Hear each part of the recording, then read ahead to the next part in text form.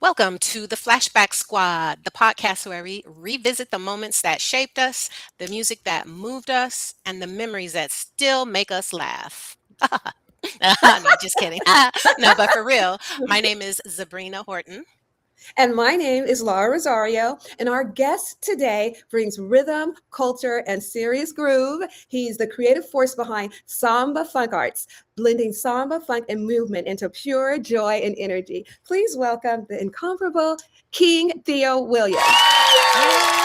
All right. Thank you, King Theo, for joining the Flashback Squad family today. All right. So happy to be here. Thank you all for the invitation. Yeah, Thank so you you. are here in the United States because I know you travel to Brazil a lot for Carnival. So are you here in the United States?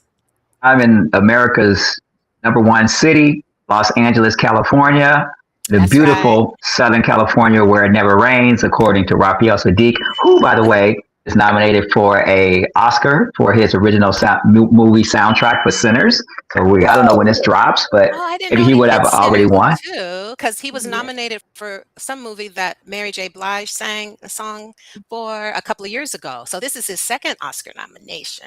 Go Yeah, Oh, Raphael. go yes. Go Raphael. Yeah, Raphael. Whoop, That's my boy, boy, Oaktown's boy. finest. So T Dub, I'm just used to calling you T Dub still, you know. Well, you and I met back in the 90s, a little while ago. Not that long ago, really. But we met while Decades. you were living here in Atlanta. And I remember, uh, do you remember the Earthy Vibe line? That's a rhetorical question, right? Yeah. Of course I remember. I created it. Yes, I do remember. And so the Earthy Vibe line, for those that may not know, it was an underground event entertainment line. And it was really inspired by what was really going on in California and specifically in the Bay. I'm originally from Oakland, California, went to school in San Diego, lived in LA before moving to Atlanta, where Sabrina and I met. Um, it was through some professional arts entertainment type of connections that brought us together, and then we became friends and that whole Yeah. piece. But yes, we had underground entertainment lines in Cali, and there was nothing like that in Atlanta. But it was a nice budding underground entertainment scene that was happening in Atlanta. Of course, you see the likes of all the music and all the art and culture that came out of the mid and late '90s. Um, Before it became mainstream and went national, you had a lot of underground events happening, parties and festivals and stuff like that. So I just wanted to have a way that we could connect and get that information out. So I had a character, another one of my handles, if you will, Uncle Info. So Uncle Info. Uncle Info would get all the information, and I basically would scour the city looking for flyers of parties and Yeah. just all over the place Oh and my word of God. mouth and That just reminds me of what's came popping in my head was Club 112. But We 112, look, and later on, I don't know if people remember the R&B group 112 Oh yeah, of out of course. Atlanta. They Mhm. got their name, was inspired by that club. So it was a very Where the powerful players music dwell. scene for the players to Mhm. well. We used to That go was there every single well, when I first went and that was the thing, like in LA, clubs close at 2 AM. But here, they don't get started till like 11, 12, and go till like 4, and then you go Hmm. to the after party. Like, it was one of those right. 24-hour clubs on Peachtree, I forgot the name of it, but anyway. But, um but yeah, it was so many different, varieties of different kind of parties and stuff here in Mhm. Atlanta Yeah, back on in the Sundays, 90s. and they would have free wings. They would have baskets of chicken wings. I mean, Atlanta is the home. I don't know where all them chickens come from, but I don't know what they do with the rest of the body parts. But they have a heck of chicken wings in Atlanta. But they would have free wings on Sundays, so a lot of us would go there just to get Yeah. one drink and just have like 3, 4 baskets of wings. That's right. I know, I That would be remember Sunday that. dinner. Mhm. That sounds fun and yummy. Uh, And yeah, it then was didn't fun. Dominique Wilkins have a club or something? Did Yeah, he? it was called Dominique's 21, I think, something like that. Yeah, Dominique had a club. Andre Rison had invested in a club, and it was a lot. Uh, Atlanta in the '90s was Mr. great. That's V's. Mr. V's comes to mind, and then all those clubs out in Stone Mountain, Harriston's. I wonder if Harriston's is still open. We used to and then don't drive. forget, We would drive like an hour and then drive That is home. I fun. mean, but I don't know. It's different now. But it was different back Hmm. then. That was no thing to drive way out to Stone Mountain or Decatur, wherever, for the club. Well, you all are, I mean, now you have what you all call the GTA, greater Atlanta area or whatever. Because when I lived there, Decatur was driving ways. Now driving from Atlanta to Decatur is like nothing.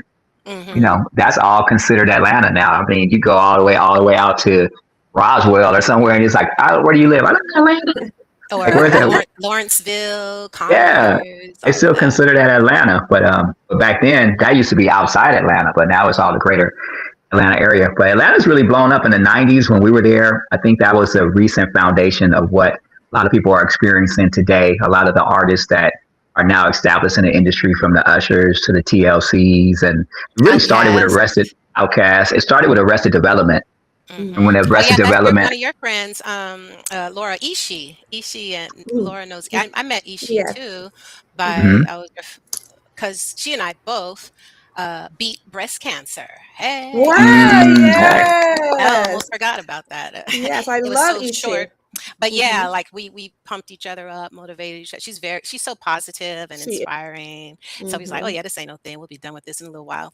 And we mhm, were. mhm. Yay. Yes. But Yay. yeah, Arrested Development, all these eat some a lot of clubs, I mean not clubs, sorry, groups and acts from that, blew up, and then Tony Braxton, Mm, LaFace, the whole LaFace mhm. label, and don't forget, Jermaine Dupri and So So Mhm. Def. We got to talk to Mace. Denise. We're going to talk to Denise. Mace there as well. Did Mace live in Atlanta, or well, he Well, he's was? in there now. I don't know where he grew up.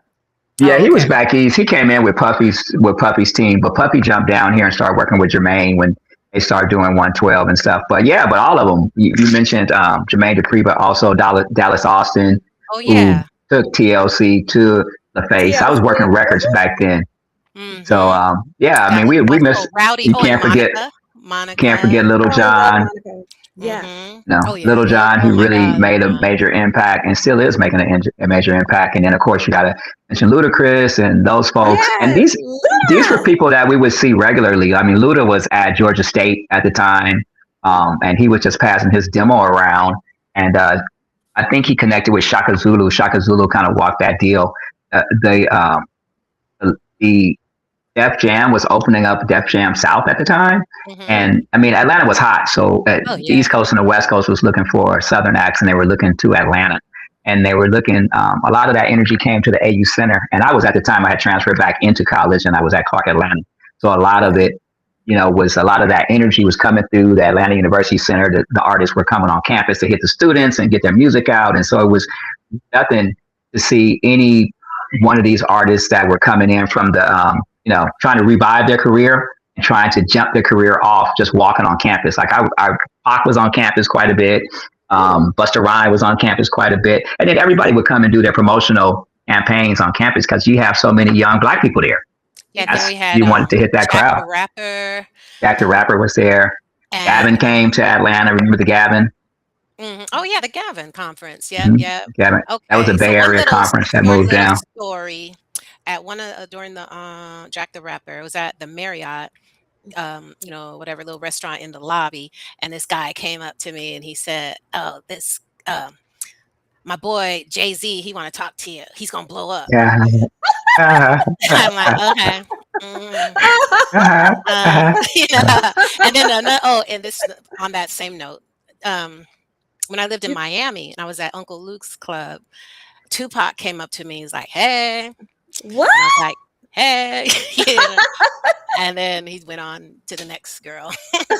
But Right. like these types of experiences, you don't think about them and like it's like oh whatever. Hmm. And Hmm. then Keith Sweat. Remember Keith Sweat had Of he course. had a club Keep down what? here Got a called club. the Yeah. Industry. But yeah, Mm-hmm. Yeah. He Atlanta was did. the place to be. Everybody wanted to move to Atlanta in the 80s and 90s. And then, folks are still moving here. When you Hmm. gonna Mhm. come back? You gonna come back out here, T Dot? You know what? I like. There's a lot about Atlanta that I like, and I definitely feel like I didn't. I have some unfinished business in Atlanta, but I would like to use Atlanta as a satellite because I see myself outside of the country. No, Mm-hmm. but Mm, I but love to Especially that. lately. Oh, one thing to Funk Jazz Cafe. Funk Jazz Cafe was the bomb too. Shout out to if I, Jason Moore. We got to talk to Jason too. well, I Okay, so mean, now let's. if you Oh, I'm go just going to ahead. say, if you put it in context, this is what I'm talking about when I'm talking about the underground, because you had events that were going on You had DJs that were on the rise. You had underground college radio that was happening. You had the transition of the hip hop industry, from the 80s to the 90s, and people looking for a spot. We talked about the Freaknik that might have been off camera before we started. So you had that, and what led up to the Freaknik, you had the disillusion of other major Black college events like Daytona Beach had went under, Prairie View, the Aggie Fest had went under, and all these students were displaced. So it was just kind of like a perfect social Black college storm that everybody, came to Atlanta and For fed like into like spring break weekend. for the spring break weekend, right? So you have all this Black social phenomenon, cultural, DNA being created at once. It was like a perfect DNA cultural storm. And then you have the Black colleges down there. So you have all these various elements that's built into the scene. And that's what really blew up Atlanta in the 90s. I wanted to make a documentary on it. Not to be confused with Howard's Homecoming, because that's still going on. Like, that's a big deal. Did you ever go to Howard's Homecoming? No, we didn't need to go to Howard. I went to school in the AUC. I could go to Morehouse Homecoming or Clark Homecoming. Morehouse Homecoming is still huge to this day. It's like thousands and thousands. Well, they do Morehouse and Spelman. No, I'm a Clarkite myself, but yeah, Howard is cool. Whatever.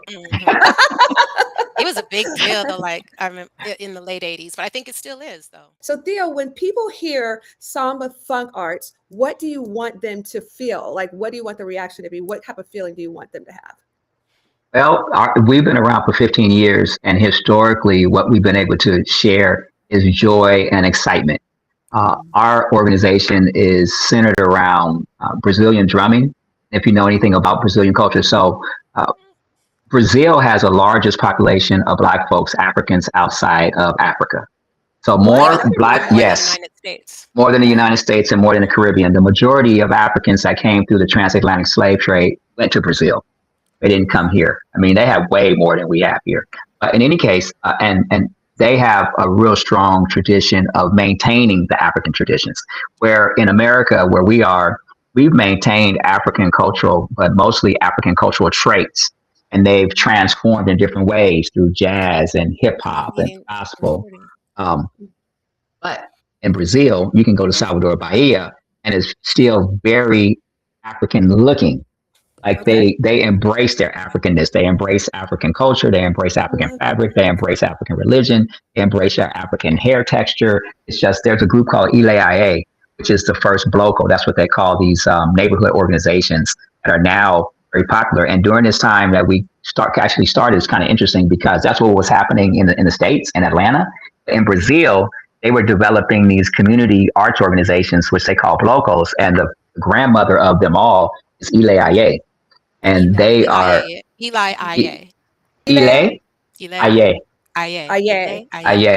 Yeah, I think it means like House of the Beautiful Black People or something like that. So if you look them up, it's all Black people. They are super centered on promoting Black Brazilian culture, and they actually at their origin because in the Carnival they saw that there was a lack of representation for Black Brazilians. So they created this idea to create a neighborhood organization that was led by a Black woman and really championed by her son, Bobo, who is still alive to this day. And they're one of the largest groups. There are a lot of songs that sing about Ile, but they were once again influenced by what was happening here with Black Americans. As Black Americans, African Americans here in the States, we have to realize that really no other Black culture has had a civil rights movement. So a lot of things that we fought for and achieved in the 60s and leading into the 70s, they're still at this very day in that. So you can go to Brazil, and although Brazil is just as large as the United States of America, they may have like 4 or 5 cities in the whole country that have Black mayors. They're still at their first like state of integration, if you will, in some of these places. And you think about Peru, they have Black folks in Peru, same thing, in Colombia and Ecuador. So we are far ahead. So we're kind of the big brothers and sisters to the north that these countries are looking. I want them to see that connection between the samba, which is Brazilian, and the funk, which is African-American, samba funk. And they're both rooted in Africa because they're both samba and funk are from the Congo. So we have African roots in that. So go ahead, see, you were going to say something. It's two things now. So do you think that is because here in the United States, it was more of a I guess a push for assimilation into the quote, general market or the majority as to why we are more, I guess, progressive or what compared to in Brazil and South America, they held on to their original traditions. What do you Mm. think? Well, one of the things is when you talk about the transatlantic slave trade, we have to remember that the primary four international powers were France, Britain, Spain, and Portugal. Portugal of the four was most brutal. Mm, They treated our ancestors the worst. And what French would do, they would have families. They would create other families with enslaved, kidnapped African women in the islands. So you have like, if you go to Paris now, you see a lot of mix of folks that are in Guadeloupe and Saint Lucia and these French-speaking Caribbean islands. They also have French nationality or citizenship. They can go back and forth to France. They can live in France like that. uh-huh. What those Frenchmen would do is they would go to the islands and they would have start families, and then the kids would they send them off to France and they would be mixed or whatever. So you have just different approaches with each of these colonial empires. And in America, the English saw what happened in Haiti. They saw how Africans were able to maintain and retain some of their culture. Like what happened in Cuba with the Spanish, that's the Spanish Empire, right? And what they did is they outlawed the drum, right? Mm, They So outlawed the drum. yes, Wow. I yes. didn't know that. So I didn't yeah, know. so that's a big thing here when you see African drumming and we go to these Kwanzaa events and we just go to different parks and other African centered events and it's always noted with the drum. What like in the past where it was illegal to teach us how to read and write. I mean, literally illegal. I mean, we could get killed. The people that are teaching us how to read and write could be Except killed. for the Bible. But we didn't even learn how to read the Bible. We only learned how to listen to what was being said about the Like Bible. Go ahead. like audio, like Mm. Kindle. Is Carnival like related to Mardi Gras? And Mardi Gras is really is of Catholic origin. Can Very good question. So to wrap this up, because we're going to be moving around a lot, and I just want to give enough information and let your audience know that you are talking to somebody that does have a little information. like Um, Ronoko Rashidi? hey, that's brothers from LA too. Is I in know, LA. I know.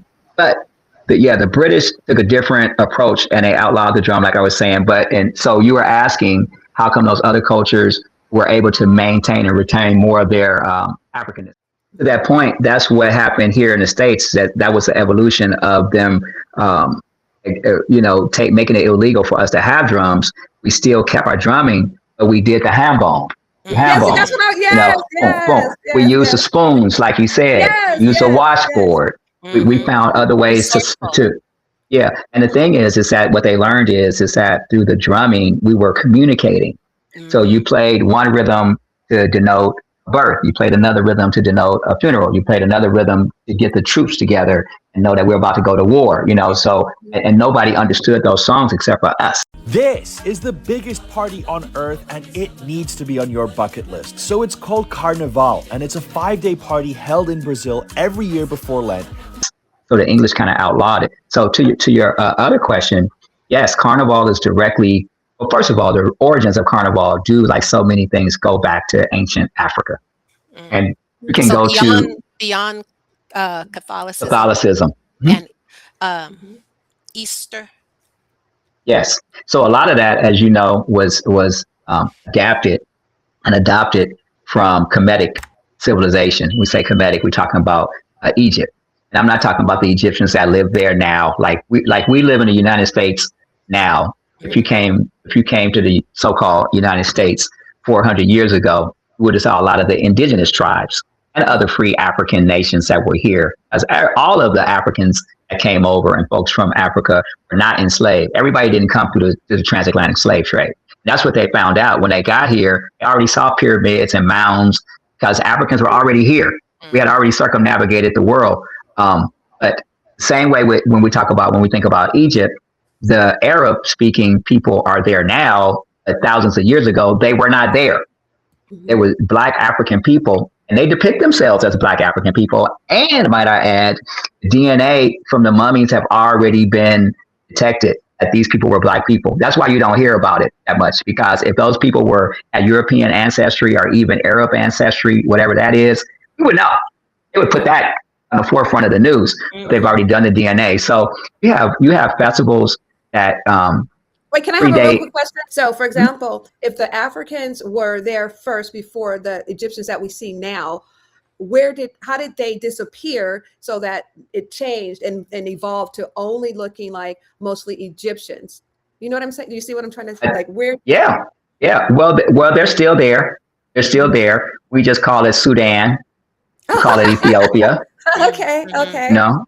Okay. So that was Nubia. So when we talk about Kemet and we talk about Upper Kemet and Lower Kemet, right? Upper Egypt and Lower Egypt, right? So when you see like King Tut, that's why King Tut was so important, because he represented both. He had the hawk as well as the cobra, right? So he had both. He brought them both together, right? Because every emperor, every pharaoh didn't bring them both together.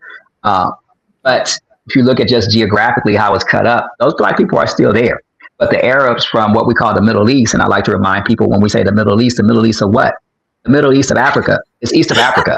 All of that was Africa. Yeah, that's Africa. And the name Africa itself isn't Africa, was named Africa, but before it was named Africa, it was not referred to Kabbalah. Africa. What was it? Referred to Kabbalah. Kabbalah. Kabbalah represented the whole planet, but then even inside of that, you had Nubia, and if a lot of people are Christians, they can go to the Bible and they can look at it if they believe in that, about Ham and Shem and Japheth, which is basically the origins of the so-called three races, and how those lands were broken up of Cush and Kemet as well, and other geographical regions in there. But those were all black people at the time. He's so informative. Oh my gosh. You have so much knowledge in there. I didn't even find it. Like mine, I don't even remember half of the stuff. And then Sabrina will be like, Laura, I'll be like, okay, I know. I just don't remember. No, well, to wrap that last thing is how we have celebrate Carnival now. It's connected to Lent. So we have Carnival and Fat Tuesday and Mardi Gras it's all connected. So once again, we go back to those colonial empires. They first sent in the church, right? And then after the church, they sent in the military.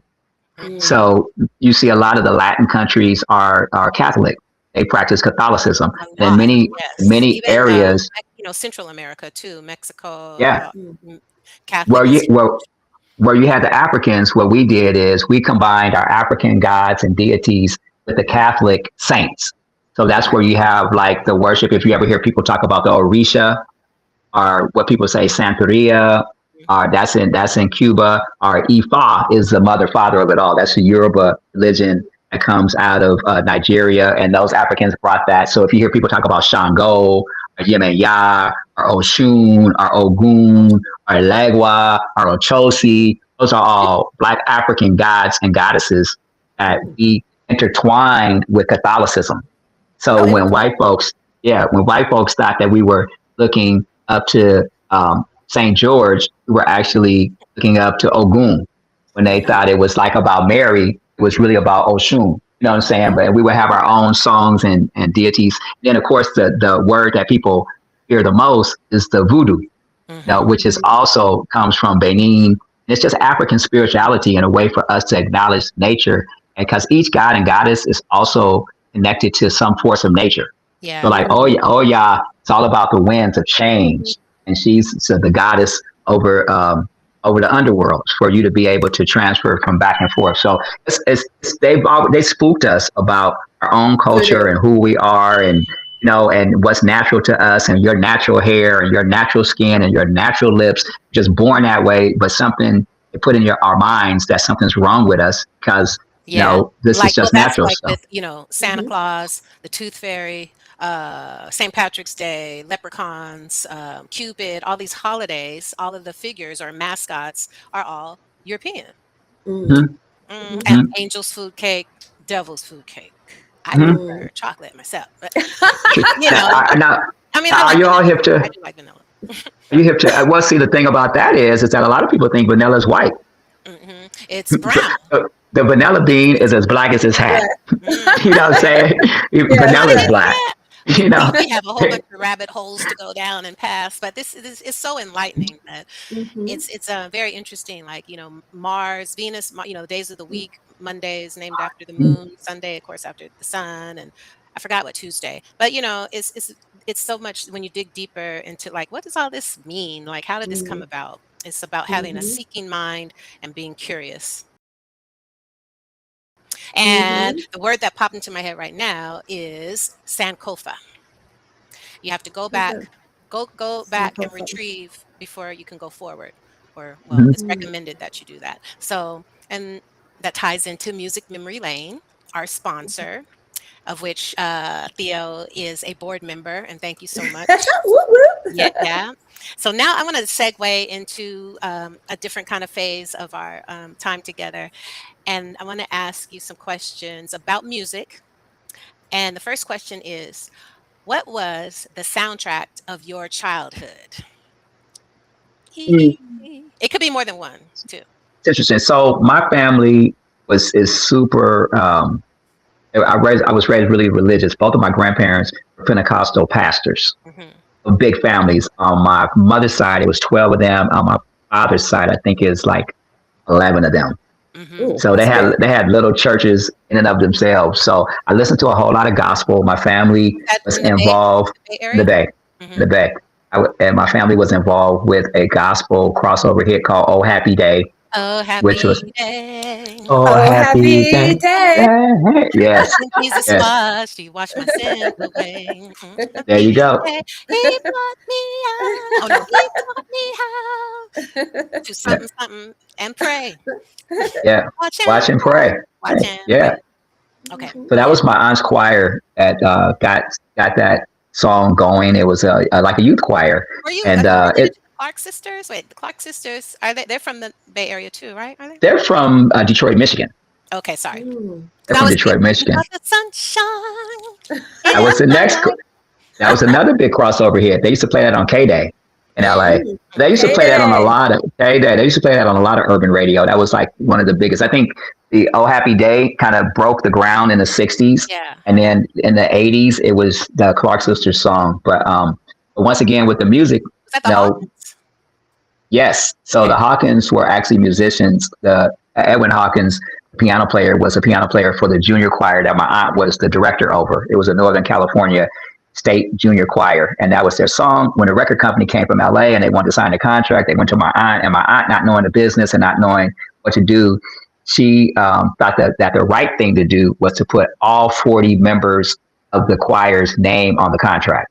Oh. Now you know, now you know good and well Wow. the attorneys that came up from the record Sherry, label. she wasn't trying to hoard. She was trying She Right, to she wasn't wasn't. being selfish. She wanted And to right, make sure unity. everybody was on there and everybody was Hmm. right. accounted Being for. Okay. fair.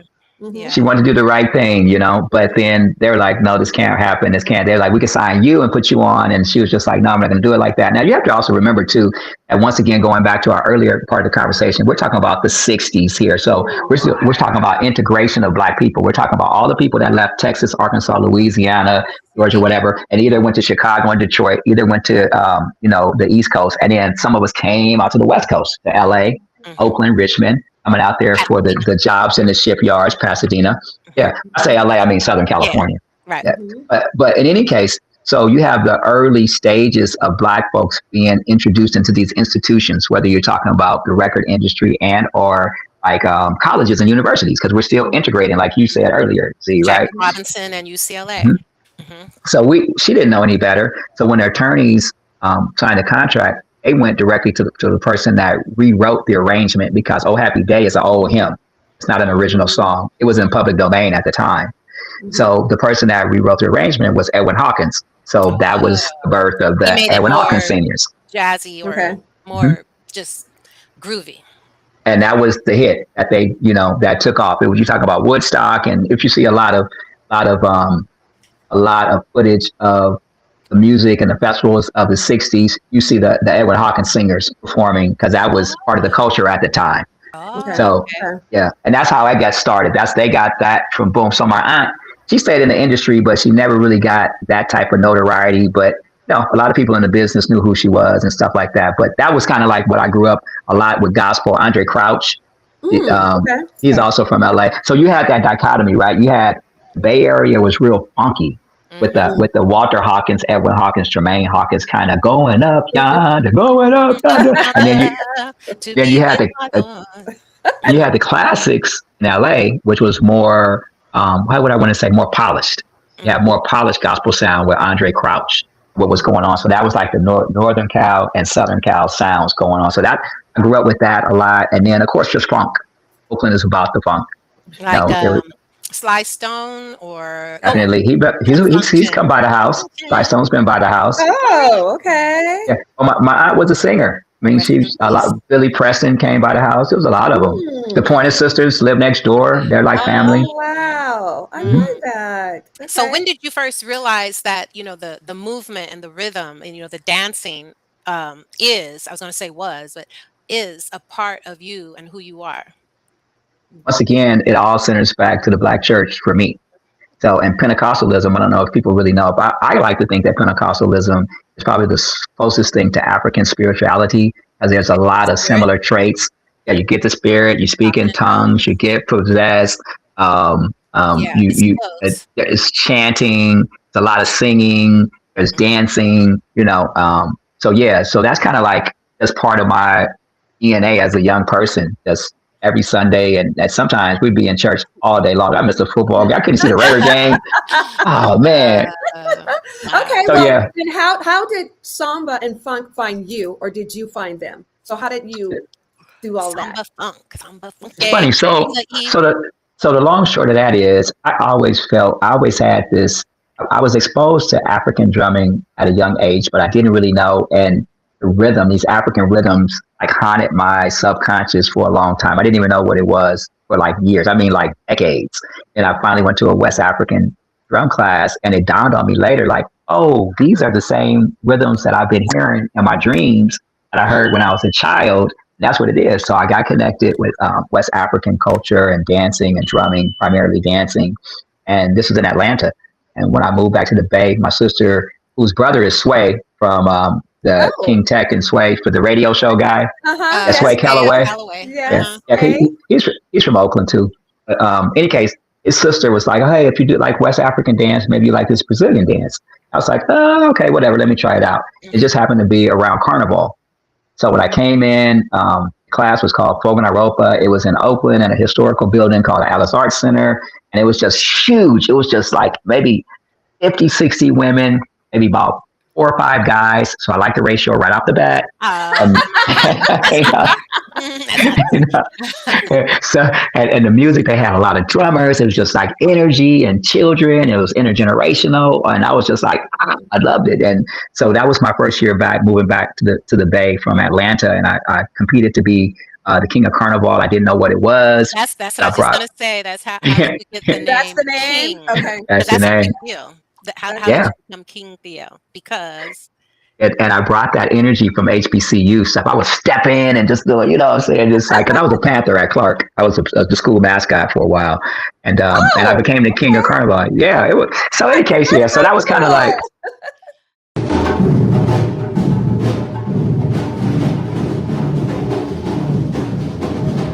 so yeah, but yeah, so being the king, like, isn't it? It's like a prize, or it's a title that you mhm, earned because you were the best male dancer. Is that, or like the yes, leader, right? it was Oh, a competition. It's a competition. And I didn't know what it Hey, was. see that my I, dance partner. Every time when we would go yeah. somewhere, we always be the first ones on the floor. Yeah. We be Nobody, the turning it floor is out. empty. It's like, let's go dance. As soon as we walk in, okay, I'm gonna get started, Yeah. and everybody else Yeah. finally start dancing Yeah. all Yeah. the time. We're the House party party, starters.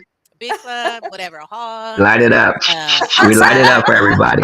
cookout. We always the first ones down. Yeah, uh, Mhm. yeah. yes. Okay.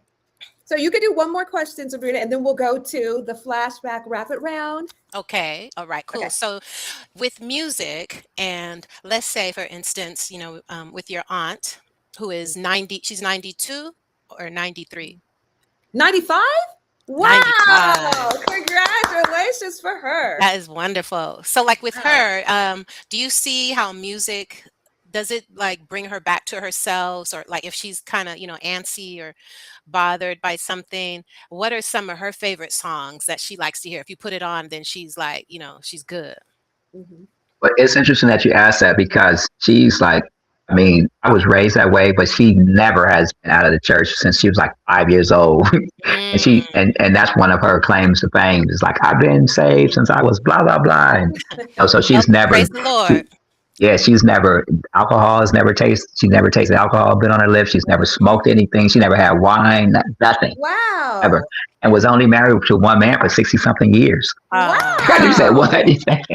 Yeah, it's Wow. true.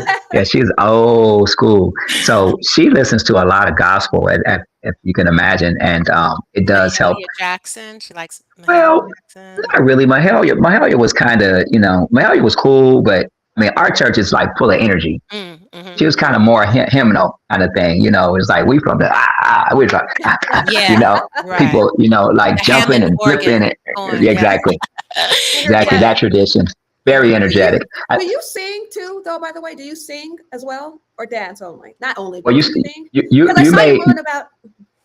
you put two words together that don't go together for me. You said sing as well. So sing and well, no. But I think we all can sing. But my family sings. They are really, really good singers. But no, I primarily play drums. I'm a drummer, Okay. and I Oh, play some love that. keyboards and I and wish you had dance. Yeah. like your little drum with you so you could do a little beat. But on the next one, can you do On the that next on one, the on the next next one, one? on the Okay. next one, on Yay. the next one. Yes, yes. Okay. So Sabrina, let them know how this is gonna go. Can you give All them right, the let me find it. Okay. 1 second. Okay, here we go. This is our rapid round, and so how it's going to go is it's a rapid. We're going to ask like this or that. A or Mm-hmm. B, apple or Okay. orange, and then you Mm-hmm. pick one, like whichever one pops in your head first. So that's your favorite, then that's the one that you will say. Mm-hmm. Okay. So we're going to Okay. ask 10 questions, and Sabrina's going to do the first 5. Then I'm going to do the remaining 5, so that there's 10. And so you don't have to think about. Well, he's so intelligent, though. It's like he's Mhm. going to be saying it so quickly, we're not going to even have time for the next question. Okay, but Mhm. go I take my time. I take my time. Okay. All right. So the first one is samba or funk. Uh, Funk. I heard that. Okay. 70s groove or 80s pop. 70s. Oh, Me too. okay. Well, it's close, but yeah. Okay. Mine's Live 80s. band or DJ. Oh no, live band, live music all the time. Me too. Me Yeah, too. yeah. Okay. That's easy. Street performance or stage spotlight. That one's a little bit kind of closer. Kinda. Yeah, yeah. I had to say stage performance because I'm a stagehand. I'm a unionized stagehand, so I work in theater. So that means I'll be working, and I like to see the full production of things. So I'll say stage performance. Oh, I love that. Okay. Okay. Stage. Okay. Then my last one for you is vinyl or streaming. Oh man, that's super easy. That's like food or nothing. I have to go with vinyl. That's what I thought. Okay. Vinyl. I know. Stream. I love the sound of that little like static you can hear a Mhm, little bit mhm, tiny, like and everything just sounds so much clearer, right? It mhm, does. mhm. Yeah. I love Mhm. vinyl. Okay, so now on to mine. Okay. Okay. Old school classics or new school fusion? I know Old the answer school to that classics. one. Ooh, me too. Definitely. Okay. Dance battle or choreographed routine? Oh, that's nice. Dance battle. Dance I love battle. it. I know. I Yeah. could predict these Although, answers although, myself. although, though, as a dancer, I'm not a dance battler. Oh, okay. You're No, not. no. I mean, Because you're, no. is that because you're more of a teacher? I think so now, but I've never really been in that, look at me, look what I can do kind of thing. So I've never really been like a competitive dancer like that. Like I'm better than you. I can do this and another. Yeah. Now Point the folks energy out. thing, I like the energy. Like, hey, I let's get everybody love that going. Let's energy. pump everybody up, the energy. But just be like, oh, okay, who's the best? Oh, he can stand on his head. He can stand on one hand. He can do like, I've never been that kind of, thing. So, but I do like dance battles. Remember, But remember that's we what I went was to going to the ask you. 25th anniversary in DC that time in that big party? Oh my God. Yeah. Oh, we had so much I fun. met Rakim. I met Wyclef, and I was with Jermaine. Yeah. Yeah, And thanks to Z. Z and hooked me up. Floor Tree. Wow. Floor Tree was Mhm, there too. Yeah, mhm. those are good. Okay, sorry. Anyway. That's okay. Yeah. Okay, so now barefoot or fresh sneakers? That's a great one. And because I'm in the health and wellness, high living, I don't think I mentioned that, organic high alkaline living. I have to say barefoot because that's a way that we ground ourselves when our feet to touch With the Mother soil and the Nature. grass. That's Yeah. right. And that's a little Yes. saying nowadays the kids kind of say, or whoever, touch grass. Touch Get up grass. from behind the computer, playing the games. Let's go outside, touch some grass, even And just that's for what 20 minutes. And that's what I tell Hmm. people too, like my family, friends, and everything. Like, if you're really, really stressed and you're just having a really hard day and you just feel off balance, go outside, step on the Mhm. grass, just put your feet in there for, like, on the earth or soil as much as you possibly can. So, Yeah. yes, but I do love my Chucks. I wear Chucks probably 6 days out of 7, or probably Right 7 on. days. I'm wearing my Chucks. Okay. Oh, this is a good one. Okay. Sunrise vibe or late night rhythm? Interesting. So I think over time, I've evolved into the sunrise person because we do sunrise salutations at Mhm. nautical twilight. And nautical twilight is when the sun is 18 degrees below the equator. When the sun is here, and then when it gets there, that's daybreak, right? Mhm. So we start this body charge kind of activity with breathing and exercising, like calisthenics, meditation, and stuff. We start that as the sun is coming up to realign and reassess ourselves, right? So I've become a morning person, but Mhm. the times that we talked about when Z and I used to hang out, I was a nighttime groove person, Yeah, me too. I think I Yes. still kind of am. And I think I get that from my father was a musician and he Mm. performed in nightclubs and receptions and things. So he would be out and come home late. So maybe I just got that from him being a night person. And what did he play? Because this is my first time even Oh, hearing I this. didn't tell Sabrina you. like Yeah. just Really? throws these No. in. Like, I'm like, what? So Yeah, what he did was he a play? bomb. He was a Yeah, he bomb. played piano. He was a pianist. Oh, Hmm. okay. I love that. Yeah, Okay. he grooved with a bunch of folks, but like he also practiced Buddhism before I did, before I was Hmm. born actually. Hmm. And then Hmm. he played with Herbie Hancock and Oh, the wow. Ikeda King's Orchestra. He played classical Wow. first and played at the church, like Okay. so many of us, and jazz I standards and stuff. love And T-Dub used that. to come when he used to play at this supper club in Long Oh, Beach. you did? Yeah, yeah, Yeah, he yeah, would yeah, come, yeah, and he would yeah. always invite Aw. Yeah. every Sunday, "Oh, bring some of your friends." He wanted me to bring my girlfriends, of course. We all But do. yeah, he loved, seeing my girlfriend. All my friends are cute. And but T-Dub would come too sometimes. Those were some good old It was days. fun. It's Yeah, yeah, fun. yeah. So Okay, my live last music it question. is. Okay, Hmm. now this is my last question, which I probably already know. And Sabrina's going to be like, I know what he's going to say. Okay, Soul Train line or dance circle? Oh, dance You circle. That's know, that's tough too. that's a tough one because Mhm. in samba funk, we end Mhm. every class in Brazil. It's called a roda, Hmm. Oh, and roda means it's RHODA, and it means circle. Like so, everybody comes together, and like Yeah. oh, maybe you see it at the end of an African dance class. Everybody does their solo, but Hmm. in a roda, it's like if you see them do the martial arts, the capoeira. People are in a mhm. circle and they do that. So it's like a traditional thing. Also, what we've incorporated through Samba Funk, we do community events, and we actually just got a contract because we did a big Soul Train line with about What? 80 people. We Ooh. incorporate, What? Hmm. yeah, Oh my it was like God. 40 on each side, like all the way down, Oh, and we that did would be like a so big. fun. So them songs you had to So play Ah, like knee deep, which is 15 minutes oh, I long, love or Needy. or I guess you can switch up different, but you had to play the but longer see, Flashlight, songs. flashlight, see something that, long. that that's what makes Samba Funk unique. We were playing our own funk. Oh, okay, okay. We were playing funk, boom, Original. boom, boom, boom, boom, boom, and we had a horn player playing all the old school Ah, riffs. I love.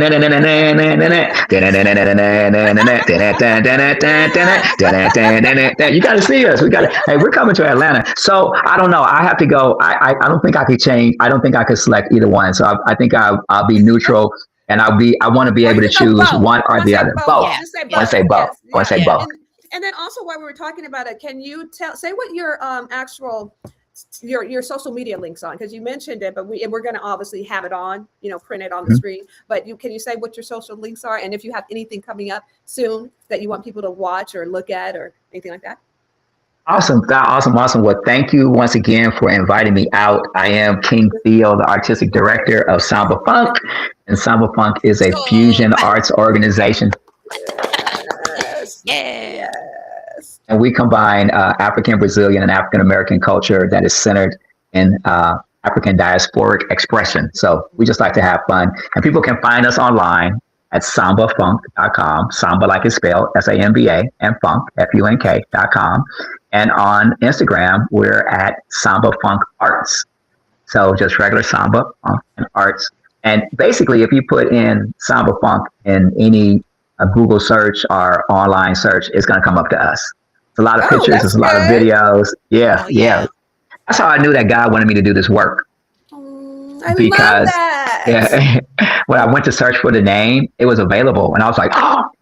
And one thing I didn't know, that Samba Funk, we've created what it is now, but Samba Funk is also a Brazilian genre of music. There is a genre called Samba Funk, and one of the pioneers and founders of Samba Funk used to live in Brooklyn, and he was Brazilian, and he worked with funk bands there. He got deported, and he went back to Rio. So if you ever seen that movie City of God, if you remember that there was a scene, or if you know anything about it, it's like they had an era of time that they were super into the funk.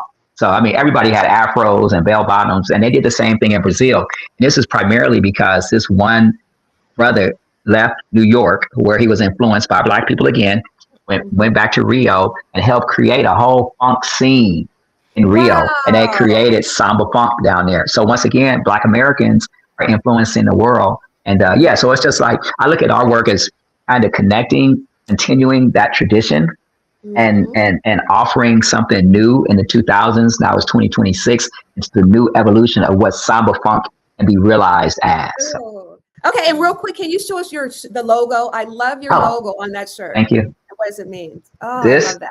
This was a carnival theme. It was called Aru of the Phoenix. And you can see the Phoenix here. You see the Cometan pyramid there. This is the lunar eclipse, which actually, I'm not sure when this airs, but it just happened in March, in the middle part of March. We had a total lunar eclipse, which won't happen again until 2029. But this speaks to the energy, the magic, the aura that we all have. That's what the Aru is. Aru means that energy in Arabic. And this, as it relates to the Phoenix, is like the rebirth of this energy, bringing us all together. And that's what we do with the music, is we bring people together. It really does. I love that so much. I'm so glad he's part of our. Yes, it's symbolic, and it's like simple. It's like you know, you don't have. It doesn't take a long time to explain it. You know. You taught me that, Z. How did that? Really? Oh, okay. Yeah. Okay. If you could step back into one moment in your life, whether it be a concert, a party, or a career movement, or a year, like a certain year in time, which one would you like to step back into, like for like a whole day? Well, there was a movie that is recognized as Black exploitation, but I think people don't really understand the theme of it. But there was a movie called The Mac, and the Mac. Dun, dun. Not that one. Return of the Mac. Not that Mac. But to that point, yes, this is the same kind of energy. But there was a movie called Superfly that was out. Okay. Yeah, and the Mac was similar to Superfly, but the Mac was filmed in Oakland. And my cousin, who was like my big brother, he was like, "Hey, they're filming a movie down the street. You know, let's go see." And I was just being my very contrary, cantankerous young self. It's like, nah, I don't want to go. It turned out that it's a movie. Mac had a character called Goldie. I don't know if you heard of Goldie. It was an actor called Max Julian that played him. He was pretty famous, and he actually was a Shakespearean theater studied actor. And if you hear, like, even with Snoop and Dre, they take a lot of stuff from the Mac, and it was a legendary soundtrack and the whole piece. Anyway, it happened to be being filmed around the corner, and one of our young buddies, he was a little kid at the time. He got in the scene and he jumped in the car. He was like, he's like, Goldie, I want to be like you. I want to be like you. And then Goldie said, "No, you don't, young brother. You don't want to be like me. You could grow up and you could be a teacher. You could be a doctor. You could be a lawyer. That's what you should aspire to be." Like that. So it even showed you, like, it seemed like it was about pimping and drugs and whatnot, but it was really that community support message that was in there, right? And I chose not to go on set as a child, because it was, you got to think about, this is the 70s. Yeah. we could have just been involved, and that could have been an experience that I had. And so that would be the one thing that I would change. I would have walked down to the end of the block and got on set. I Yeah. love that. Yeah, the movie The Mac. Extra.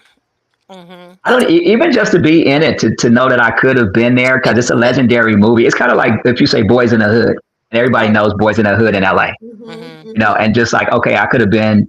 I could have had the opportunity to go on set at Boys in the Hood. We talk about that, Laura and I, like being from LA. Well, you know, it's like we see movie sets and commercials and everything being shot, TV shows all the time, every day. Mhm. I remember one of my first jobs after Long Beach State, I was working downtown LA, and they were shooting House Party at USC.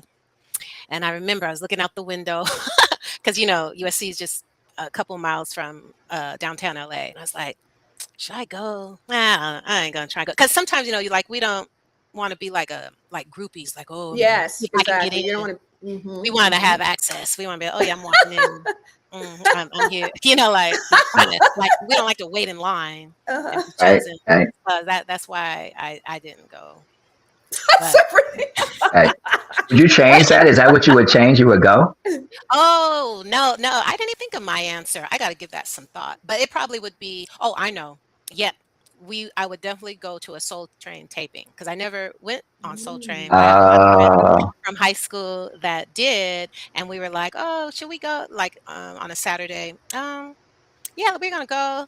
And then we didn't go. I don't know why we didn't go. But thankfully, now I have a lot of friends who were on Kevin was on Soul Train, my good friend Pam, and all of them. They're so cool. I could watch Soul Train reruns all day long. Yeah.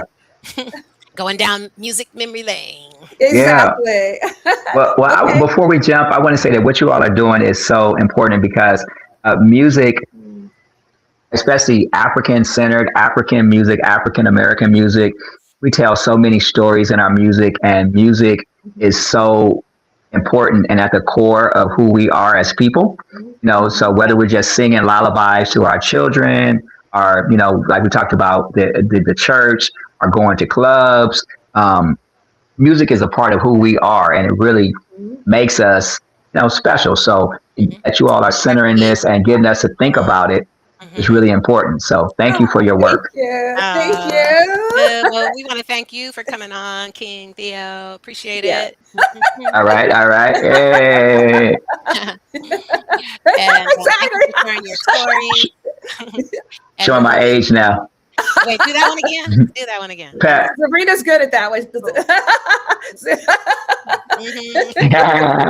Anyways, we're gonna bring. Right. So you should put Soul Train on TV again. Like, I don't know. Maybe, I don't know. We'd have to figure that out. Right. But on that note, I gotta go pick up Michael Jackson from school. And Okie dokie. yeah, but we will have you back on very soon.